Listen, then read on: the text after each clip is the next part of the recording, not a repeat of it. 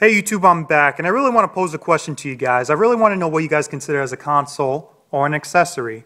Obviously the 360, the ColecoVision, the Atari, the Nintendo are consoles, but would you consider stuff like this a console or an accessory?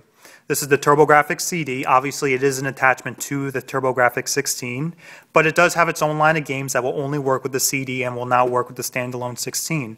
But obviously it is an attachment to the 16, so is it a console or an accessory?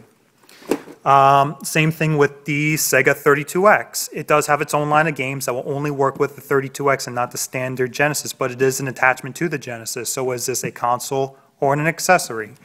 Even more modern stuff, like even for the Xbox 360. Xbox 360 has its own games, but it also has the Microsoft Kinect. So is the Microsoft Kinect a console or an accessory, since it does have its own line of games that require the Kinect and it will not work with the standalone Xbox 360. It even differentiates them by putting them in purple boxes to differentiate them.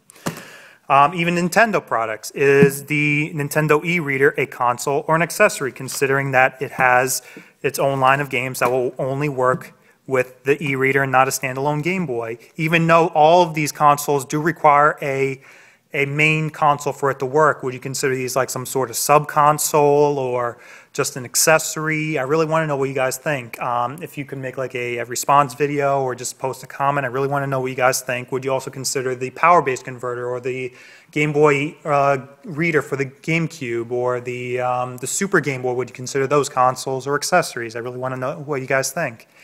And yeah, I really would like to know. Thanks for watching.